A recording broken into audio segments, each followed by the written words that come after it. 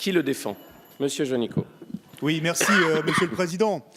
J'espère que mes propos ne relèveront pas trop du café du commerce ou de buvette de l'Assemblée nationale, mais ils portent sur l'amendement, c'est-à-dire la question de la précarité et de la pauvreté. Puisque Pierre Dharréville le soulignait, nous avons un système de retraite solidaire et par répartition qui a été établi en 1945, qu'il est le fruit d'un travail commun au sein du Conseil national de la résistance.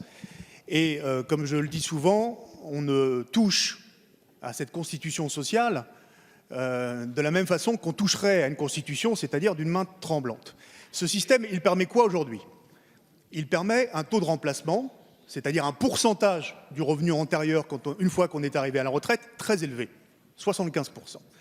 Il permet un niveau de vie relatif des retraités par rapport aux actifs de 106%. Et il permet un taux de pauvreté exceptionnellement bas, un des plus bas d'Europe pour la France, autour de 7%. Et c'est ça qu'il faut absolument garantir dans un nouveau système de retraite, même si nous pensons qu'il faut améliorer l'actuel.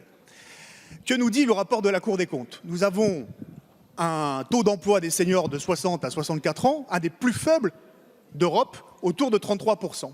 Et parmi ces seniors, on l'a vu, les plus de 50 ans, depuis 10 ans, le nombre de chômeurs, le chômage a considérablement augmenté, il a doublé. On a 900 000 aujourd'hui, plus de 50 ans, qui sont inscrits à Pôle emploi.